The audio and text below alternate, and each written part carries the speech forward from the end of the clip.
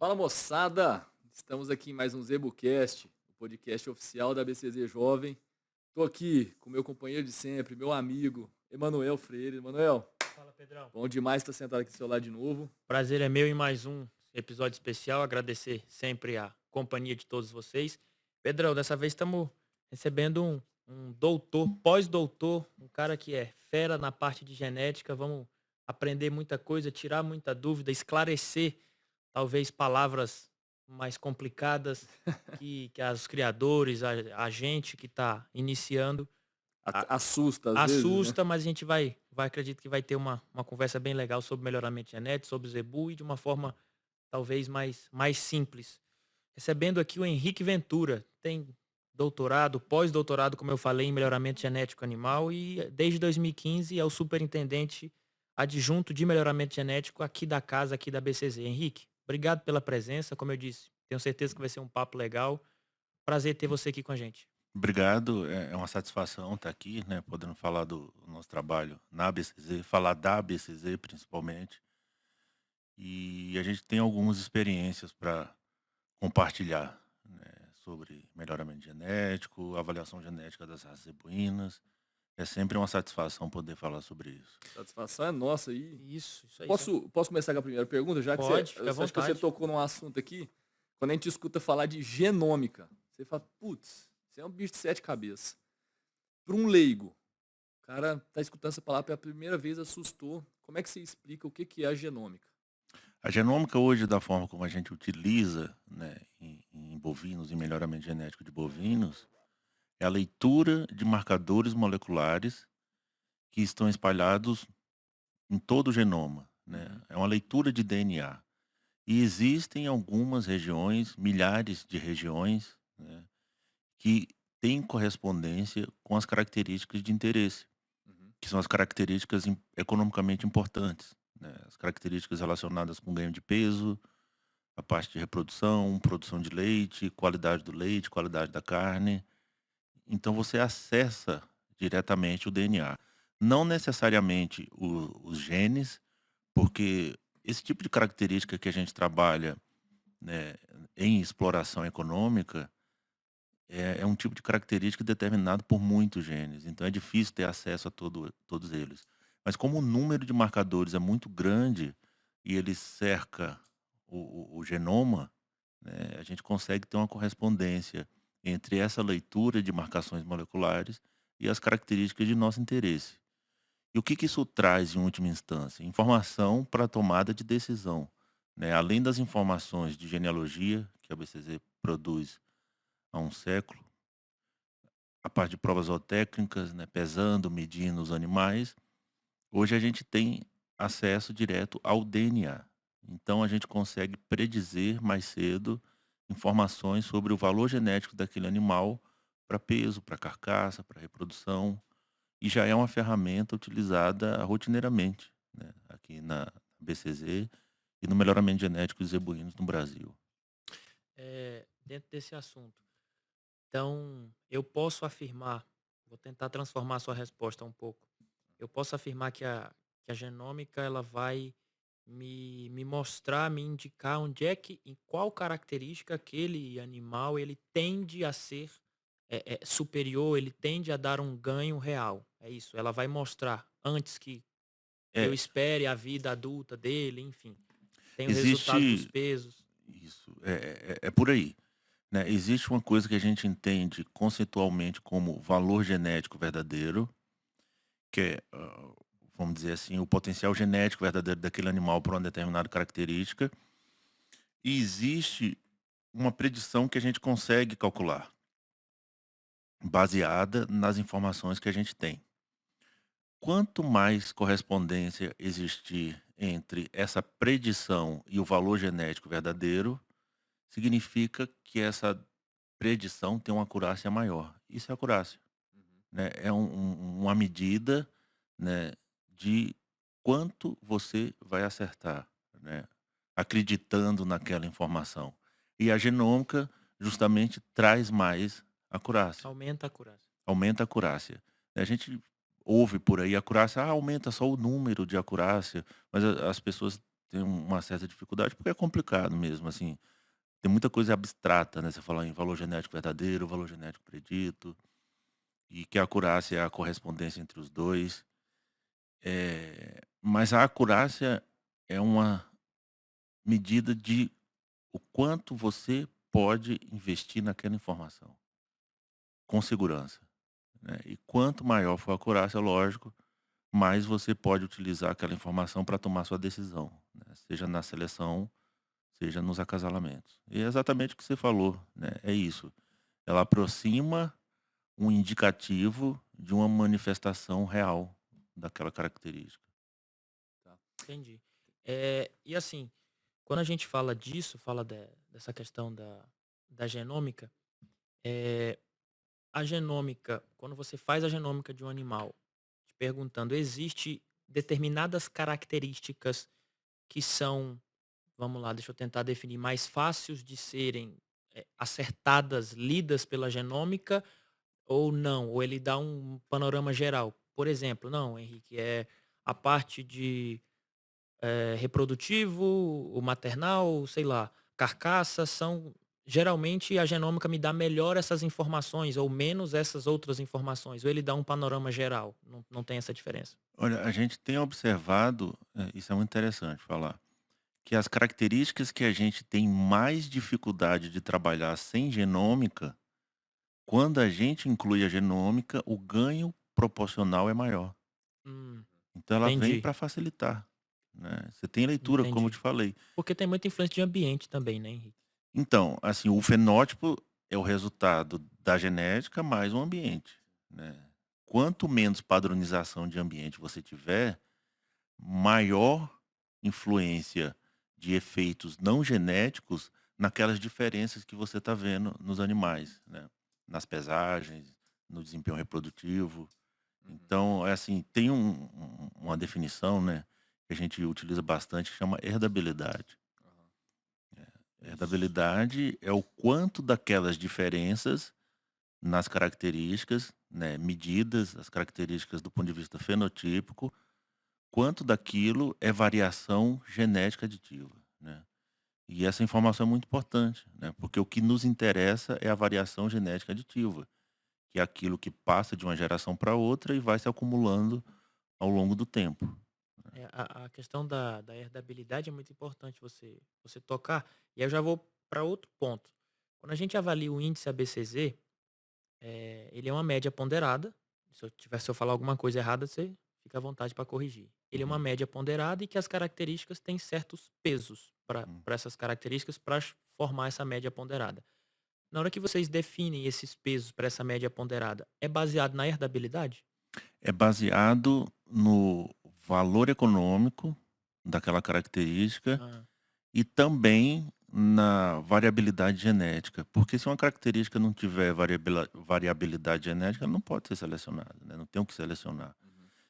Se a medida que a gente tem dessa característica não nos permite capturar diferenças genéticas entre os animais, é uma característica que não vai poder estar no índice, né, para ser selecionado, que não vai ter ganho. entendi. Por outro lado, a gente tem um exemplo, que a gente conversa bastante sobre, é a característica stability. Ela tem uma herdabilidade baixa, é uma característica difícil de selecionar, mas os ganhos, por menores que sejam, eles têm um impacto econômico muito grande, então compensa, né. Não sabia. O ganho econômico de fertilidade é muito grande, né. A parte reprodutiva dentro do sistema de produção de bovinos, ela tem um impacto econômico muito grande. E quando você seleciona para melhorar a fertilidade, existe um progresso associado na rentabilidade do sistema. Por isso que é uma característica muito importante. É difícil, a gente não consegue capturar tanta variação genética quanto a gente gostaria através das medidas. Mesmo assim, a gente indica, né, investir nela e temos observado ganhos interessantes nessa parte reprodutiva quando se faz uma seleção direcionada para isso. É muito importante você falar isso, porque, como eu falei no início, acho que esse é um dos principais objetivos aqui da nossa conversa é mostrar para o associado, para o criador, enfim, para quem se interessa pelo tema, essa proximidade entre a avaliação genética, entre o trabalho que vocês fazem aqui, com o ganho real dentro da fazenda, Uhum. né. Você está falando, a preocupação na hora de fazer a média ponderada é um ganho econômico, é um ganho de Exato, produtividade. exato. Então, quando vocês pensam naqueles índices, naqueles pesos, é que seja mais rentável para o É, produtor. o retorno econômico que norteia a atividade, né? Não existe atividade da qual se espera lucro que se mantenha sustentável, não gerando lucro. Então, o norte é a rentabilidade, né? Ninguém aqui está para brincar.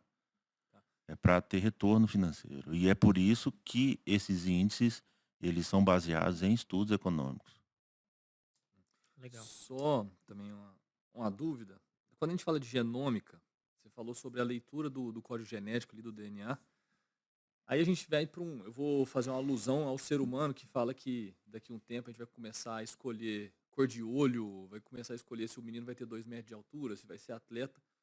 Isso dentro da genômica, isso é feito ou você lê aquele código genético e passa a. Escolher certas características? É, não, eu tô falando que ele lê o código genético e só te passa um relatório, olha, ele tem ganho de Uhum. gordura, ou ele tem, Vai dar mais vai dar leite, vai mais dar menos leite, leite? ou você pode escolher já características de um certo indivíduo para a próxima geração. O que a gente publica são as DEPs, Uhum, né? São diferenças esperadas na progênie. É uma predição sobre o potencial genético daquele animal como reprodutor. É o uhum, quanto que a progênie dele vai ser melhor ou pior do que a média da população. tá, E a genômica vem para reforçar essa informação. tá, A gente não traz uma informação adicional.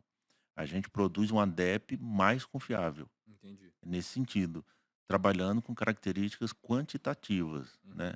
Existem alguns marcadores moleculares, alguns indicativos, né, na genômica que são utilizados para características qualitativas também, uhum, né. A gente ainda não trabalha com isso, tem alguns relacionados com doenças, com características físicas, mas hoje o que a gente trabalha é com diferença esperada na progênie reforçada pela genômica. entendi, entendi, Esse é o produto do PMGZ. entendi. E eu vou te fazer uma pergunta, assim, para eu acho que essa é uma dúvida pessoal minha que pode esclarecer muito. Te colocar numa situação hipotética de você, Henrique, como você, se você fosse hoje, mudasse de posição, se você fosse um criador, um selecionador independente,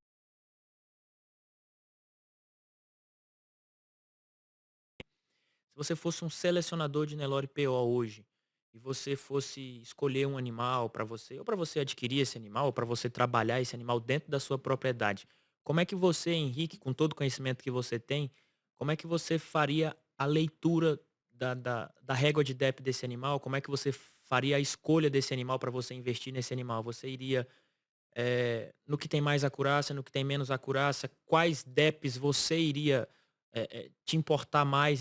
Você iria prestar mais atenção? Enfim, como é que você faria essa escolha, estando do outro lado? Tá, é interessante essa pergunta. Primeiro, eu não trabalharia só com a parte quantitativa, eu contaria com o apoio de um técnico de campo da BCZ para olhar toda a parte morfológica, racial e manter isso em alto nível. Isso é Tá, muito importante. tá. Primeira coisa, eu não trabalharia sozinho, eu trabalharia com o apoio de um técnico de campo com bastante experiência. Isso Legal. faz toda a diferença. E na parte quantitativa, eu estabeleceria critérios de seleção baseados nas características mais importantes do ponto de vista econômico. A gente sabe uma coisa que o Josaquian repete, né, com muita sabedoria sempre, que não se seleciona uma característica, você seleciona um animal e com ele vem tudo. Então você precisa entender o interrelacionamento genético entre essas características, porque você pode tomar uma decisão pensando em ganho numa característica E perder em outra. e perder em outra geneticamente. Então eu estudaria isso, né, essas relações no sentido de ter um ganho conjunto que trouxesse o melhor retorno possível. Com certeza teria um peso muito grande em reprodução, como é hoje o índice ABCZ, Tá, na parte de peso, carcaça também, habilidade materna. Eu usaria bastante o índice ABCZ, né, e mais 1 ou 2 características que não estão hoje. Uhum. Mas se você utilizar 100% dos animais genotipados, usar o índice ABCZ e mais uma pitada de peso ao nascimento, ou alguma outra característica que ainda não está no índice, e um técnico de campo bastante rigoroso, inevitavelmente você vai construir um rebanho com fundação genética, com consistência e com produtividade, e que você vai observar progresso genético anual significativo. Ou seja, um rebanho bastante competitivo, com certeza. Legal, legal. Que interessante o Henrique, você tá falando isso, né?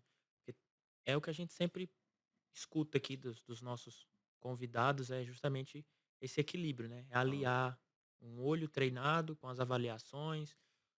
Essa dica dele eu achei muito interessante, de tentar juntar o máximo possível e ver como essas características se correlacionam uma com a outra. Isso é uma coisa, Uhum. primeira vez que eu escutei, e eu acho que Uhum. tem tudo para fazer a diferença, e não é fácil, né? Pensar que é um trabalho a médio e longo prazo, né, Henrique? Sim, isso é muito importante. Não existe melhoramento genético para amanhã. E eu falo que tem espaço para todo mundo. Tem espaço para quem quer comercializar gado, tem espaço para quem quer ser multiplicador, mas para quem quer ser selecionador, ele pode esquecer o imediatismo. Não existe isso. Imediatismo não combina com melhoramento genético. Tem que ter planejamento, e quando você trabalha com uma espécie como a bovina, que os prazos, vamos dizer assim, de reprodução, intervalo entre gerações não são muito curtos, você tem que pensar a médio e longo prazo, e sempre orientado tecnicamente, cientificamente, analisando a cada ciclo, né? Será que eu estou indo na direção certa? Será que eu estou tomando as direções certas? Então, assim, para avaliar se o projeto está sendo conduzido da melhor forma possível. E não esperar retorno da noite para o dia. Os grandes rebanhos foram e são construídos ao longo de muitas gerações de criadores, né? Isso não surge da noite para o dia. Verdade. A gente tá, até aqui no podcast, a gente tá, esse assunto de genômica, melhoramento genético, tem, se a gente for ver os últimos 3 convidados, talvez, todos foram relacionados a esse assunto. E assim, você acabou de falar, há 30 anos atrás, isso não era, não do jeito que é, não tinha essa proporção.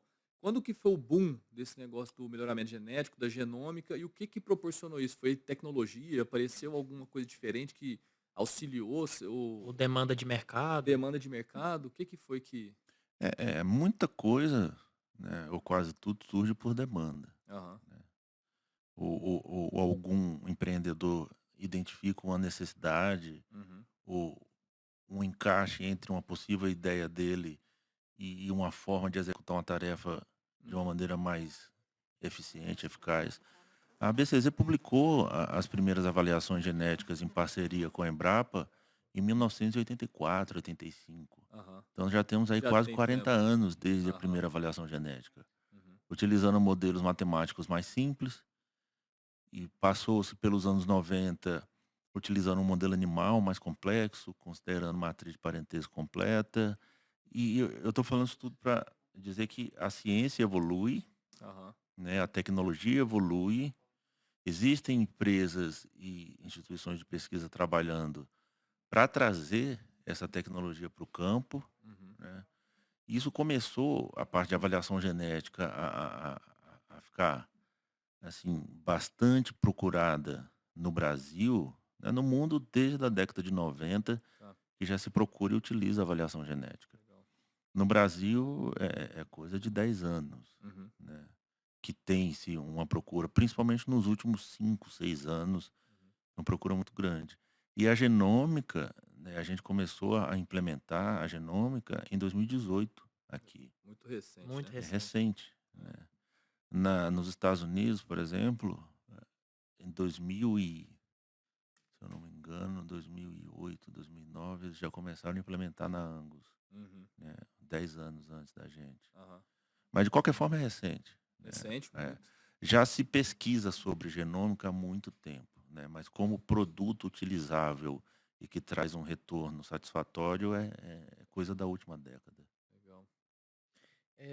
A gente, eu também, se eu tiver enganado, você me corrige. não sei se já foi incluído ou vai ser incluído no índice ABCZ agora a questão da área de ouro de lombo, não é isso? É, 2 características de De carcaça, medidas carcaça, por exatamente. ultrassom, área de lombo e acabamento de carcaça. Isso. A gente finalizou a avaliação genética das raças zebuínas essa semana Ó, e o novo índice já foi calculado, com essas 2 com novas essas 2 carac novas 2 características novas para as raças Tabapuã e Nelore. elas são, independentes uma da outra ou se completam? Na verdade, elas medem coisas diferentes, né. Tá. A parte de carne é avaliada por área de olho de lombo, né. Existe Uhum, uma correlação entre essa medida de ultrassom e a produção de carne do animal, tá, né. Já acabamento tem a ver com gordura subcutânea, tá. que também é muito importante e tem uma relação interessante com reprodução. Tem relação com reprodução. Tem, tem relação. É lógico que a gente não busca exageros extremos, mas o animal precoce para produção de gordura, ele tende a ser precoce em reprodução também. Legal, não Existe uma relação. não imaginava isso. Então, quando a gente inclui isso no índice, a gente acaba ganhando em reprodução também, que tem um impacto econômico muito grande. Uhum. E essas 2 características têm uma herdabilidade boa? Tem, tem, tem. Dentro do que a gente considera para melhoramento animal, até acima de moderada a alta, Legal, pode ser considerado legal. E para. também muito de demanda de mercado também, né, Henrique? Sim, Tem sim, existe, uma vertente aí, né, uma existe. corrente aí de criadores selecionando essa característica, comercializando animais focados nessas características, né? Exato, porque dá resultado no gancho, né, dá resultado no frigorífico, e resultado no frigorífico é dinheiro no É bolso, dinheiro. né, o melhoramento genético é para isso, Uhum. né. Não é só Legal. para brincar de Não, genética, não né? é, De- não é. Eu acho, Henrique e Pedro, que a gente tem, a casa tem um programa que é o Penat, né? E eu acredito que o Penat, ele é o grande resumo disso tudo, né? Eu acho que Sim, sim. é um grande laboratório a céu aberto, assim, é a prova de tudo isso que a gente fala, que vocês, do trabalho que vocês fazem, desenvolvem junto com os técnicos de campo, enfim, todo o trabalho da BCZ, claro, com os associados que mandam os animais e tudo, que Uhum. faz a avaliação dos touros jovens e vem tentando nesses anos de penate, buscar o animal mais equilibrado, né? O touro mais equilibrado, porque passa pelas avaliações visuais, pelo EPMURAS, enfim, Uhum. tem as avaliações de fenótipo e tem todas as medições mais avançadas possíveis lá na FASU. Eu queria que você falasse um pouco do penate, da importância justamente de um programa que, na minha opinião, é completo, que ele faz tudo e Sim. te entrega o resultado final. Ó, esse touro aqui, ele tem tudo que a gente busca. Hoje o PENAT é, sem dúvida nenhuma, o programa de avaliação de touros mais importante do Brasil. Não tenho dúvida disso, pela abrangência, pelo critério e pelo resultado final, né, dos animais que são eleitos como touros PENAT. Quando a gente fala de touros jovens, né, que é o foco do PENAT, a gente Verdade. fala em girar a roda mais rápido. Colocar indivíduos cada vez mais jovens em reprodução é fazer o negócio girar mais rápido, encurtar a geração, é fazer o melhoramento genético acontecer mais cedo. E quando você faz isso acontecer mais cedo e com critério, conseguindo colocar com segurança animais de qualidade que vão produzir realmente as melhores progênies, você tem o melhor resultado possível. A avaliação começa na fazenda. O técnico de campo, que atende o criador, conhece melhor do que ninguém aquele rebanho. Ele vai selecionar os melhores animais, né, que a BCZ indica pelo índice ABCZ, Sim, e ele vai selecionar pelo crivo dele também, né. Já começa com a avaliação quantitativa aliada à avaliação morfológica, características qualitativas, raça, aprumos, a parte de harmonia, pigmentação, pelagem, racial, já falei. É muito importante esse conjunto de características para a manutenção e definição das raças, a identidade. E características funcionais, como a prumo, que tem relação com reprodução, pigmentação, que tem a ver com a capacidade do animal se manter num sistema de produção extensivo, a prumo também. Então, aliada à característica quantitativa, essa é a primeira etapa. Ele sendo selecionado e vindo para Uberaba, ele vai passar por provas, né, entre elas de eficiência alimentar, né, a parte de eficiência alimentar tem uma relação com tem um impacto econômico muito grande, né, isso precisa ser avaliado. Já comecei avaliado aí, a parte de carcaça, a ultrassonografia de carcaça é feita também, avaliação morfológica, epimuras, até chegar no dia da votação. Então o animal que está lá para ser votado, ele já passou por uma série de etapas, né, é uma pirâmide invertida. Você começa com bastante animais no topo e vai estreitando É essa um base. funil, né? É um funil, exatamente. São os melhores dos melhores dos melhores. São aqueles animais que vão produzir realmente as melhores progênies das raças zebuínas. Aqueles que são escolhidos aqui no Penat, em Uberaba, são os melhores touros do Brasil. É isso aí. E você entrou no assunto aí falando de touros jovens. Como é que você, sua opinião, como é que você enxerga a utilização de touros jovens? Lógico, touros jovens testados, touros jovens, né, Sim. como os do Penat ou outros touros que passam por um crivo de seleção forte.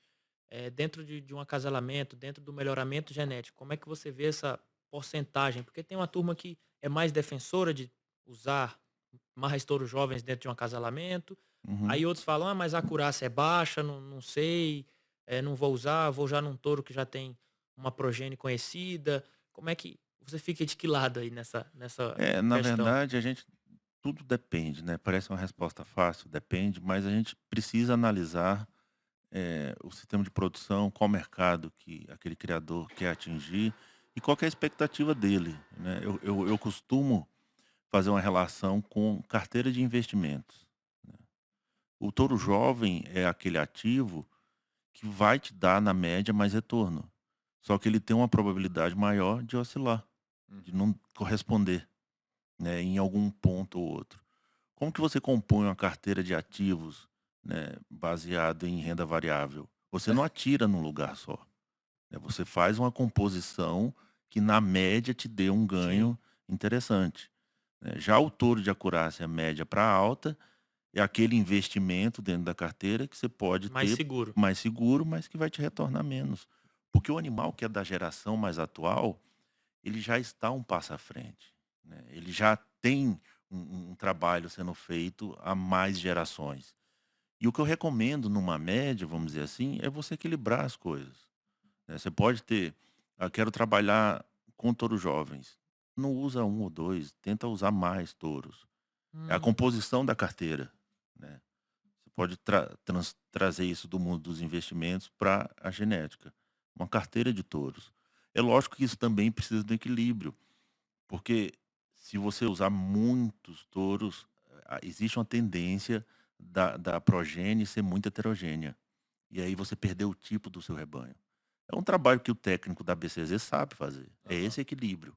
Ele vai utilizar um número de touros que traga essa segurança, para na média o criador ganhar bastante nas características importantes, mas levando em consideração a manutenção do tipo do rebanho. E a identidade comercial, isso é importante. O rebanho da Manuel tem uma cara, o rebanho do Pedro tem outro, o rebanho do Henrique tem aquela cara, e as pessoas associam, o mercado associa isso. Uhum. Eu quero um rebanho com aquela cara e que seja produtivo, mas eu quero aquele tipo me interessa. Então esse trabalho o técnico de campo faz com maestria na BCZ. É muito importante levar em consideração isso. Tá. é essencial. O Henricão fica falando de investimento, carteira de investimento, tudo, lembrando que ele é zootecnista. Sou zootecnista. Só que essa é uma parte Mas ele a, ele ele a desculpa ge hã? ele desculpa interromper, no início aqui ele estava falando que, depois ele foi descobrir que queria zootecnia, mas ele Aham. falou que queria mexer com número, não É foi, isso, Henrique? Eu porque gosto de a número. genética é quase uma parte que é exata da parte da biologia. Como é que você dentro da faculdade de zootecnia, como é que você foi para essa área totalmente, assim, se você for ver na teoria, totalmente o oposto Do do normal. humanas, do normal ali? É, assim, na verdade existe um desafio muito grande, né. A gente aplica a ciência exata para entender uma outra ciência que não é exata. Uhum, E a gente tenta extrair o máximo possível utilizando métodos quantitativos. Então a gente navega por um oceano muito turvo e turbulento.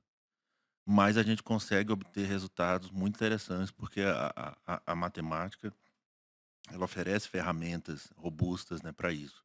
E sempre, né, levando em consideração as margens de erro e sabendo onde a gente pode dar o tiro certo. uhum. Eu comecei, na verdade, zootecnia, respondendo sua pergunta, já pensando em melhoramento genético, Aham.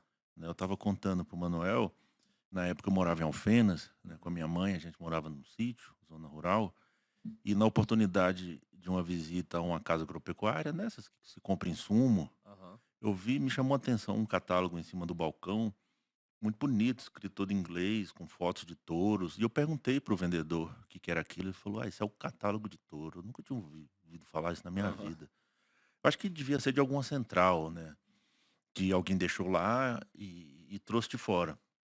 E eu comecei a folhear aquilo. Eu já li em inglês, já lia em inglês, e sempre fui muito interessado por fórmulas, por cálculo. Sempre Uhum. gostei muito dessa parte. E vi que tinha uma relação entre matemática e biologia ali, ou pelo menos uma tentativa de explicar a biologia Um número. com número. E com resultados interessantes, né? Já via curvas de tendência genética, progresso genético dessas raças, utilizando aquelas informações.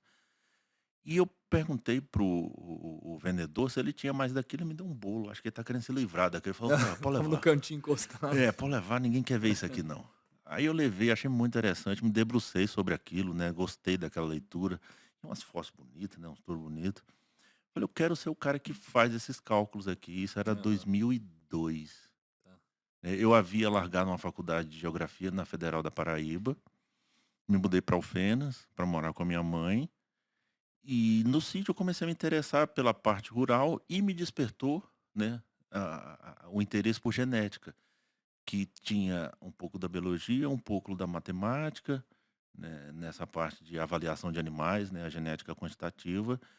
E aí eu fui procurar qual seria o caminho, né, que eu deveria tomar para ser o cara que produzia aquelas contas, né, aqueles resultados, aquelas indicações, aquelas predições para o melhoramento genético. E fui atrás da Faculdade de Zootecnia, iniciei a graduação na Universidade Federal Rural do Rio de Janeiro, né, o famoso quilômetro 47. Meu É avô uma Uhum. estudou lá. Sempre fala bem de É lá. legal, é uma faculdade muito tradicional, né, o É. segundo curso de zootecnia no Brasil Aham. e o mais antigo em atividade. Formei zootecnia lá, já muito interessado por genética e estatística.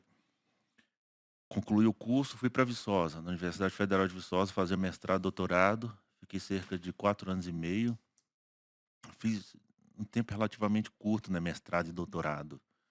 Total de 4 anos e meio. Uhum. Em seguida, fui para um pós-doutorado em Bagé, na Embrapa, com a orientação do nosso consultor até hoje, né, o Fernando Flores Cardoso. Em Viçosa, é importante falar isso, né, quem me orientou no mestrado, doutorado e quem me direcionou, né, pro estudo de melhoramento genético e pro mercado de trabalho foi o meu orientador, Paulo Sávio Lopes, Uhum. geneticista, professor da Universidade Federal de Viçosa. Ele é um dos grandes responsáveis por eu estar aqui hoje, né. Legal, legal. E estando no pós-doutorado, surgiu a oportunidade de trabalhar na ABCZ, Aham. né. A ABCZ estava procurando na época um geneticista e o meu orientador de doutorado me indicou. Isso que ano? 2013, Tá. Ixi, já tem? É. 11 anos, né, Uhum. e 11 anos se passaram aqui na ABCZ. Legal. Nessa sua resposta, você falou de usar uma ciência exata para pra uma outra ciência que não é exata, que, enfim. eh, então, acho que é muito importante você falar isso, de que as avaliações, os números, tudo isso, todo esse trabalho que vocês desenvolvem com tanta dedicação, para os criadores, isso é a minha opinião, tá, Henrique? Não por culpa da ABCZ, mas por outros motivos, principalmente eles comerciais, acabou que as avaliações genéticas foram passadas para os criadores de uma forma errada, foi vendido de uma forma errada. E aí muitos acabam, criticando ou indagando as avaliações genéticas, porque foi passada uma informação inicial errada. Uhum, sim, Na verdade, falta essa informação correta de que, olha, isso aqui que eu estou te mostrando, essa ADEP, não é uma verdade absoluta.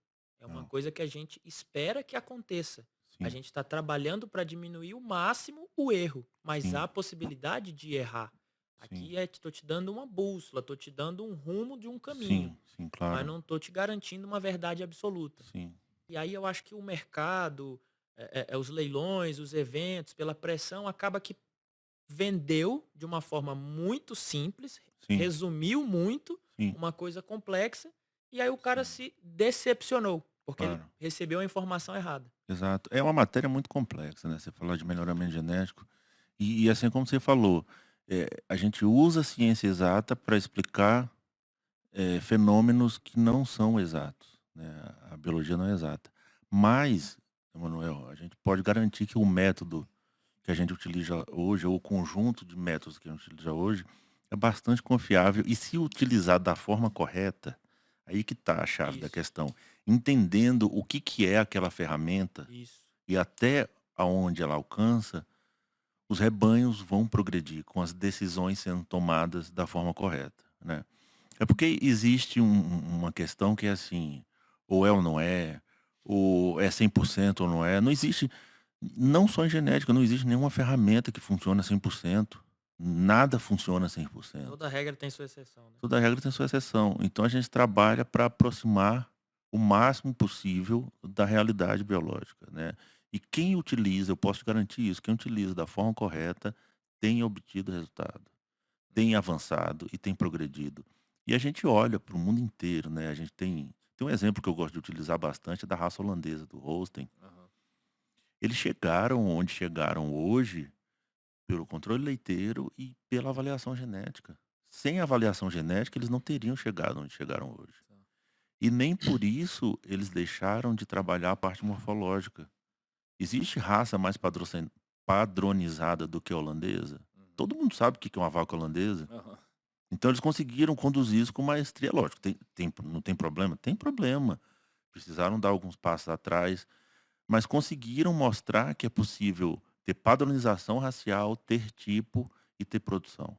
Uhum. E essa é a filosofia de trabalho do PMGZ, né. Por isso que eu faço questão de frisar a importância do técnico de campo, que está lá, além de colher as informações de uma forma auditada, garantindo, qualidade naqueles dados, ele está avaliando visualmente o animal, Uhum. porque muitas daquelas características que são importantes, elas não são mensuráveis ainda. E aí precisa do olho treinado do técnico de campo da BCZ para fazer uma seleção, apartar uma bezerrada, conduzir um acasalamento e fazer com que aquele rebanho seja zebu com cara de zebu e seja produtivo. Tá. Eh, pode ir Ó, lá, você. só qual que é o próximo desafio da genética? Se a gente for olhar isso pro celular, às vezes você fala de ter uma bateria melhor ou Uhum. no quantidade de processamento de um computador. Na genética, o que que é o próximo passo? O que que aquilo ali falta um pouquinho ainda para dar o próximo passo? Olha, tem muita pesquisa sendo feita, né, Uhum. nas ômicas, né, a parte de metabolismo, a parte de expressão de proteínas, Uhum. né, pouca coisa disso já virou produto, né. A ABCZ tem uma responsabilidade muito grande com o que a gente divulga, né, entrega para o criador. Aham. Muita responsabilidade com aquilo que a ABCZ assina embaixo. Tá. Então tem muita coisa que ainda está no campo da pesquisa, que vai trazer mais informação sim, para conduzir uma seleção mais acurada, Uhum. para realmente o criador conseguir atingir, selecionar um animal cada vez mais produtivo em um menor tempo, né, com as características que realmente são importantes do ponto de vista de produção. Tem se falado muito em diminuição da emissão de gases também, Aham. né, muita coisa disso é exagero, muita coisa disso é exagero. A gente tem que tomar muito cuidado, né. A gente vê muitas entidades, pessoas com interesses Uhum. particulares combatendo a pecuária, a gente tem que ter muito cuidado com A isso, gente né. Se sempre fala aqui, divulga né, da agenda, tem uma agenda aí. se divulga muita desinformação, sabe, as pessoas Interesse econômico, né. Uhum. interesse econômico de terceiros ou particulares, então a gente tem que ter muito cuidado, né, existe muita moda Uhum. sobre algumas características, a gente tem a BCZ tem uma responsabilidade muito grande, Claro. né, em qualquer passo que for conduzir. Uhum. Então a gente tem como departamento de pesquisa se mantido atualizado nisso, né. Mas o importante é que estamos trabalhando para entregar para o criador uma ferramenta cada vez mais confiável, né, introduzindo características novas que têm relação com o ganho econômico. Eu comecei essa conversa falando isso, né, o norte da atividade é o ganho econômico, e que ele ganhe isso em cada vez menos tempo, né, acelerando o processo. Legal. Dentro de tudo isso que você está falando, o que é que você daria de sugestão, dica para o criador que eu vi aqui, até comentei com você, que você é natural de João Pessoa, é nordestino, Sou e nordestino. eu também sou nordestino. Como que você, vou dar o exemplo de um criador nordestino, porque acho que foi o Pisciani, o Felipe Pisciani que comentou isso comigo e vários criadores comentam também.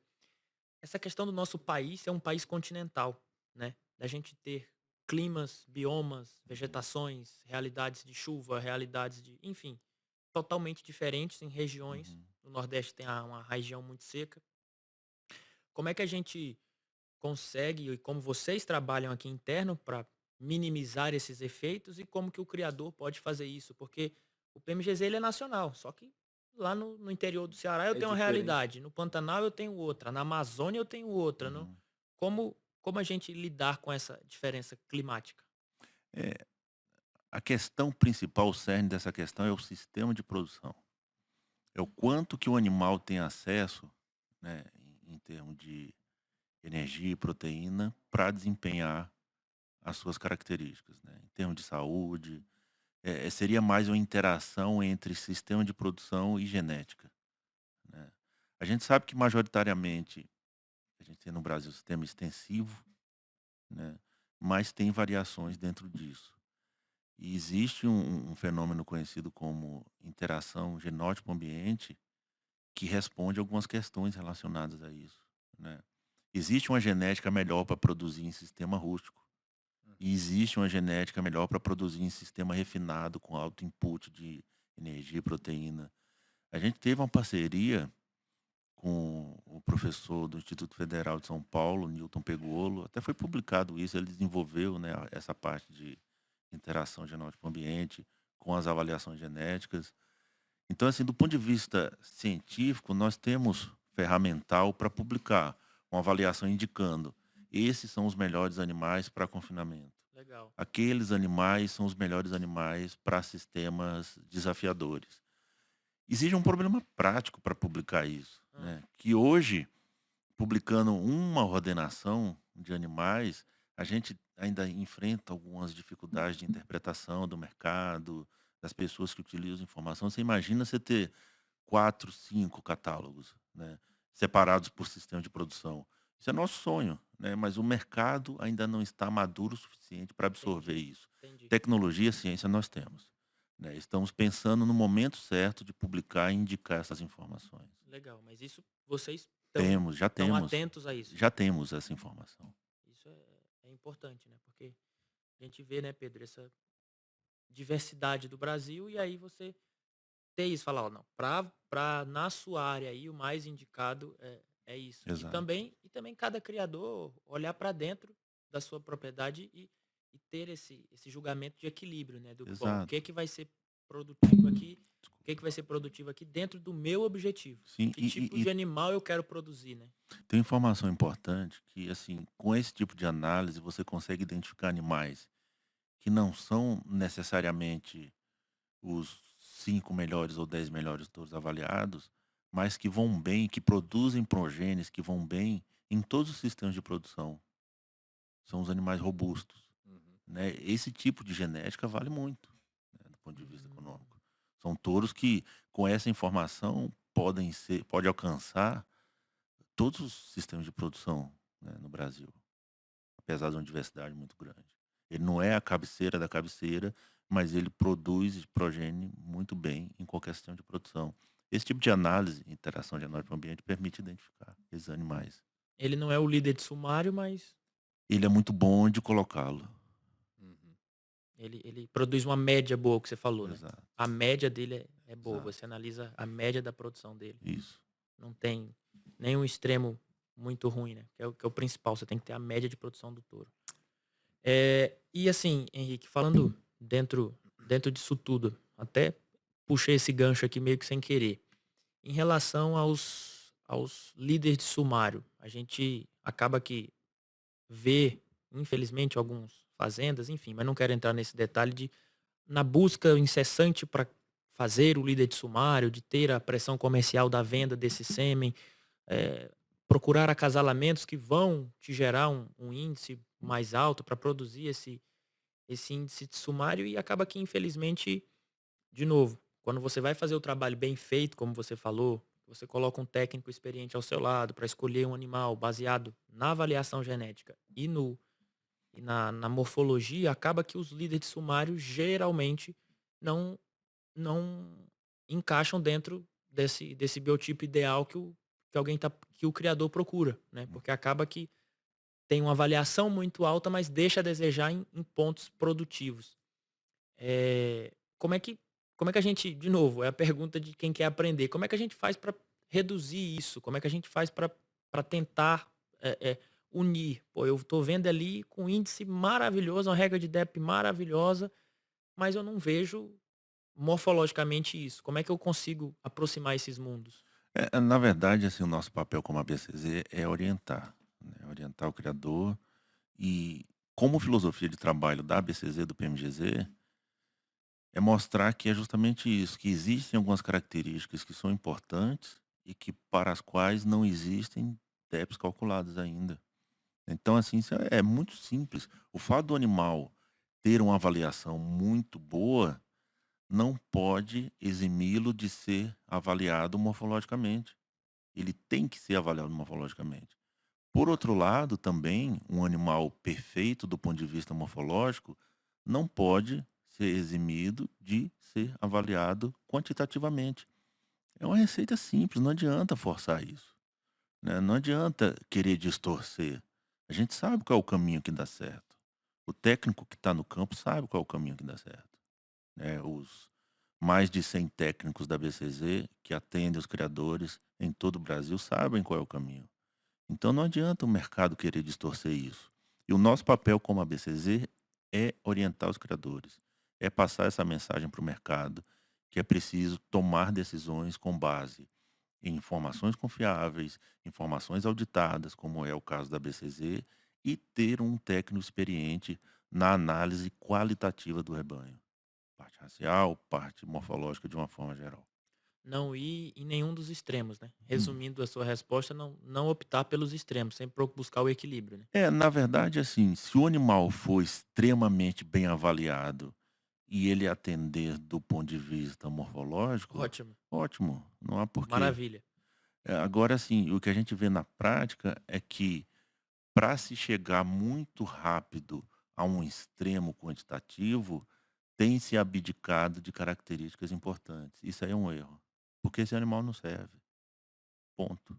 Não tem discussão. O Josaquian também, quando teve aqui, ele tocou nesse assunto, falou muito parecido com o que você está falando. Que ele falou que quando você perde a padronização racial, ele deu uma explicação bem mais Técnico. completa do que eu estou dando, mas que quando você perde a padronização racial, você começa a perder características daquele grupo, características inclusive genéticas. Ele deu Sim, toda uma explicação da importância de uma padronização racial, que não é só a orelhinha, o olho, não. a beleza, não, é uma padronização genética Isso, realmente, né. exato. Quando você seleciona características morfológicas, raciais inclusas, aliadas a uma seleção de características produtivas, a tendência é que nas gerações seguintes os animais tenham aquele padrão e tenham associado àquele padrão características de interesse econômico. O resultado disso é você bater o olho no animal. Ah, esse animal é branco e tem orelha ponta de lança, raça Nelore. Ele está associado ao quê? Bezerro forte, reprodução precoce, ganho de peso, carcaça de qualidade. É uma associação imediata. E esses animais guardam genes em comum que são passados aos seus descendentes. Essa é a importância, né, da raça. Muito legal. Você tem falado muito da importância dos técnicos de campo, técnicos de campo. E eu tenho visto também que você tem rodado com o Ricardo Abreu, né, na rota do PMGZ, Sim, que o PMGZ, nós estamos falando dele, que é o nosso programa da casa, e através da rota do PMGZ eu visto que você tem visitado algumas fazendas, tem ido, vamos falar assim, nos currais mesmo, ver os animais.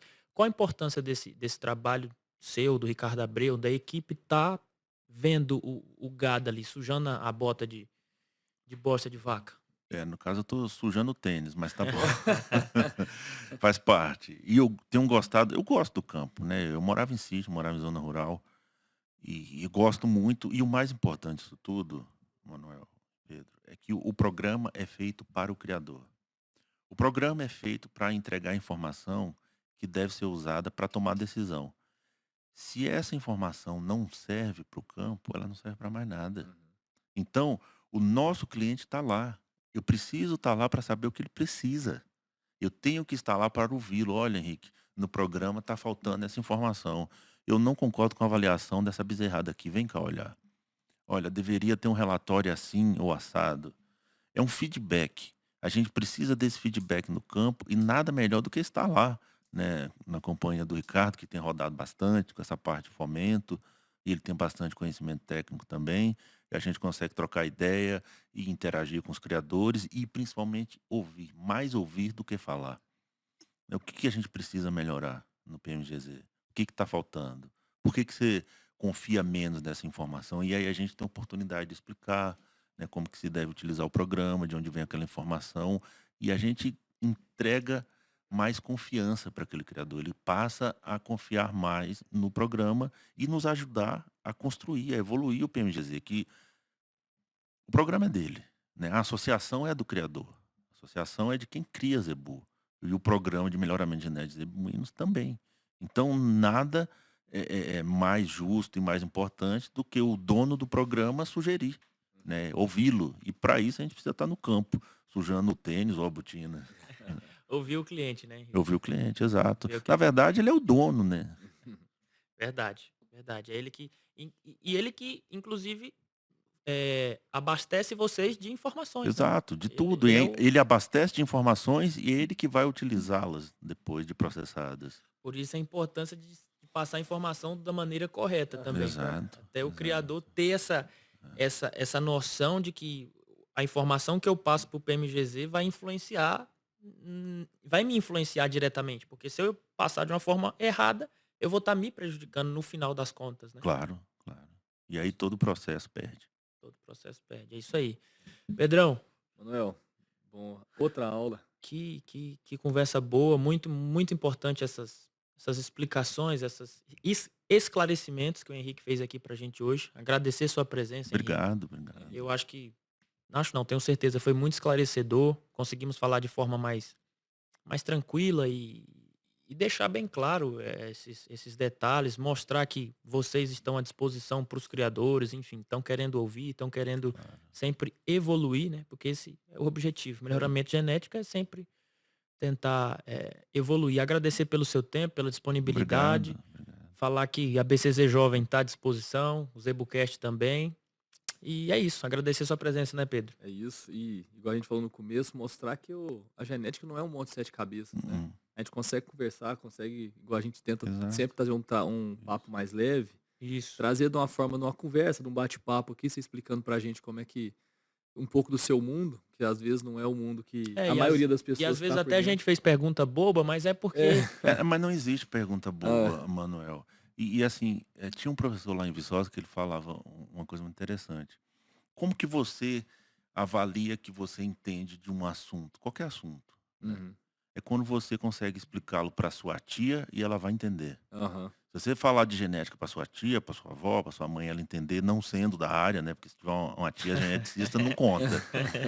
E ela entender é um bom termômetro, Aham. né? E é uma brincadeira, lógico. Mas a gente procura sempre, né? A informação hermética, ela precisa, esse hermetismo, ele precisa ser quebrado, né? Porque essa informação tem que chegar no campo, tem que chegar no criador. Porque se essa informação não for utilizada, ela não serve para mais nada. É isso. Né? Ela tem que ser utilizada para tomar decisão e para o criador fazer melhoramento genético, né? Produzir cada vez animais mais lucrativos, que vão atender cada vez melhor os produtores de carne e leite. é isso aí. Essa é a função da casa.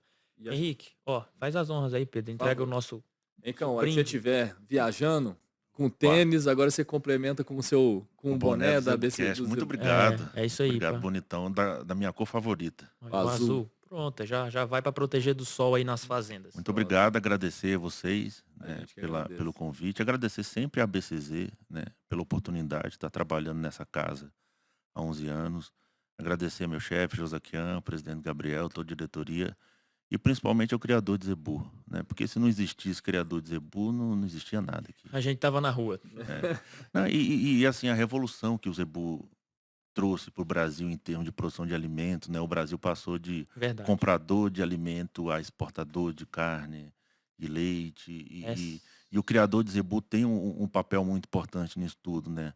Essas famílias que trouxeram Zebu e que vêm mantendo, né, essa genética fantástica adaptada ao nosso ambiente é de uma importância muito grande, e todo agradecimento que a gente fizer para os criadores de Zebu é pouco. verdade. Verdade. O Zebu, você já comentou isso aqui várias vezes, né, Pedro? A história do Zebu, ela Tá. tem que ser muito mais valorizada do que ela é a nível nacional, porque esses desbravadores, os zebuzeiros que vieram lá de trás e até hoje, eles são totalmente ligados, né, Henrique, à transformação do Brasil, Sim, do num país. cenário nacional de Eles produção de alimento, de influenci- geração de emprego, de muita coisa influenciaram relacionada. totalmente a economia, a Isso. cultura, a Não- sociedade, em todos Não os só do sentidos. Brasil, eu falo do sentidos. mundo, porque a segurança Sim. alimentar, isso aí está diretamente exato. relacionado à segurança alimentar. A Sim, história claro. do Zebu é um capítulo à parte, é isso aí. Exato. Obrigado mais uma vez, Henrique. Estamos à disposição Ricão. sempre. Valeu. Obrigado a todos pela audiência. Como sempre, às 8 da noite vai esse bate-papo inteiro no nosso canal do YouTube, no canal do ZebuCast ou no canal da BCZ TV.